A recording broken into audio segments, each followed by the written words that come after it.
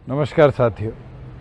कल छात्र हित महापंचायत क्रांतिमान पार्क हिसार के अंदर है और मैं आज आपसे विशेष तौर पर जुड़ा हूं कि आप सभी आमंत्रित हैं कि इस छात्र हित महापंचायत में आप आए और जो विषय भी यूनिवर्सिटीज़, कॉलेजेस या स्कूल्स रिलेटेड है, जिसके अंदर निरंतर छात्रों के हितों को दबाने का, कुचलने का प्रयास भारतीय जनता पार्टी कर रही है, इसके साथ एकजुटता दिखाते हुए अपनी आवाज़ को बुलंद करने का काम करें।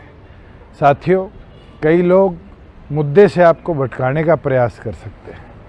मेरी लड़ाई पुलिस प्रशासन से जो है वो लड़ाई माननीय न्यायालय के अंदर है और वो लड़ाई मैं न्यायालय के माध्यम से ही लड़ता रहूँगा। मगर कल जो लड़ाई है वो लड़ाई छात्रों के हित के लिए। स्वयं आज आपने देखा होगा कि किस तरीके से एनआईटी के डायरेक्टर ने रिज़ाइन किया। 2 दिन पहले वहाँ के जॉइंट डायरेक्टर को टर्मिनेट किया गया। 4 छात्राओं ने 2 महीने में खुदकुशी कर अपनी जान दे दी। एक छात्रा को खुदकुशी करते हुए रोका गया।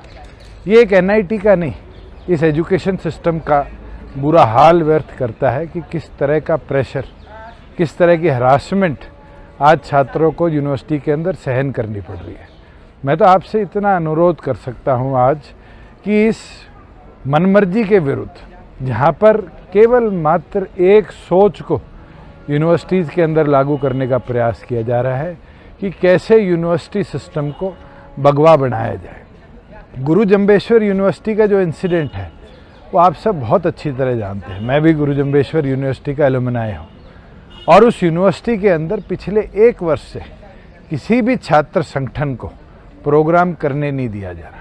वहाँ प्रवेशन मिलती है तो राष्ट्रीय स्वयंसेवक संघ को, विश्व हिंदू परिषद को या फिर अखिल विद्यार्थी परिषद को।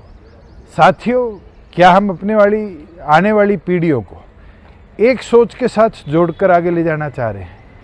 मेरा तो आपसे अनुरोध है, ये विषय बड़ा गंभीर है। अगर इसी तरह चलता रहा और यूनिवर्सिटीज़ का भगवाकरण होता रहा तो आने वाले भविष्य के अंदर हमारे बच्चे जो हैं वो इन्हीं की सोच के साथ देश को आगे बढ़ाने का काम करेंगे। देश प्रजातांत्रिक देश है। इस देश के अंदर विभिन्न सोच है और विभिन्न सोच के साथ मिलकर ये देश आगे बढ़ता रहा है। आज जब मैं आपसे जुड़ रहा हूँ तो ये सवाल भी आपके मन में ज़रूर सोचिएगा रात भर कि क्या आप अपने भाई बहन जो अब हाई स्कूल में हैं, कॉलेज में जाने वाले हैं, क्या आपके बच्चे जो भविष्य के अंदर इन यूनिवर्सिटीज़ में पढ़ेंगे, क्या आप उनके भविष्य को बचाने का प्रयास करेंगे? और अगर आप करेंगे तो दिल पर हाथ रखकर सोचिएगा कि क्या इस महापंचायत के अंदर आप सबको एकत्रित होकर जुड़ना चाहिए, आना चाहिए। और ये जो मनमर्जी चल रही है, मनमर्जी यूनिवर्सिटी प्रशासन की बच्चों को टर्मिनेट के लिए, मनमर्जी यूनिवर्सिटी प्रशासन की पुलिस में एफआईआर करने के लिए, और मनमर्जी पुलिस की जहां इस तरीके से अलग अलग यूनिवर्सिटीज़ में निरंतर झूठे पर्चे कर छात्र छात्राओं को डराया जाता है, उनको रोका जाता है, उनको तोड़ा जाता है और उनके मन में घबराहट डाली जाती है।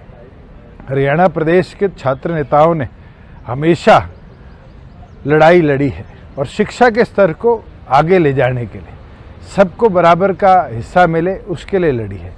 और आज और अनुरोध करता हूँ कि आप सबकी नैतिक जिम्मेवारी है कि आप सब मिलकर इस लड़ाई में छात्रों का साथ देने का काम करें। एक वादा मैं और आपको कर देता हूँ, अगर कोई ये सोचता हो कि ये लड़ाई कोई दुष्यंत की लड़ाई है, वो गलत है। दुष्यंत इतना शिक्षित तो है कि वो अपनी लड़ाई कानूनी तौर पर लड़ पाएगा। ये लड़ाई छात्रों की है।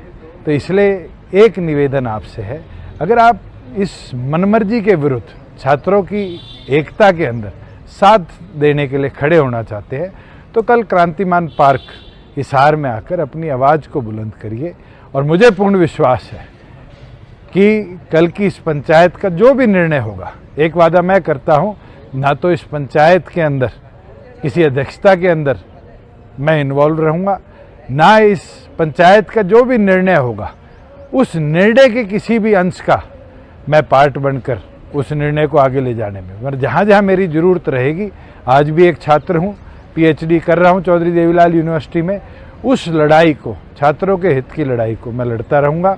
और मैं तो आप सबसे अनुरोध करता हूँ, सारे भाइयों बहनों से, कि आप लोग आइए, सारे उन पूर्व प्रधानों से जिनने अलग कॉलेजेस में, अलग यूनिवर्सिटीज़ में अपना नेतृत्व दिया है, कि आइए अपनी बात रखिए और हरियाणा के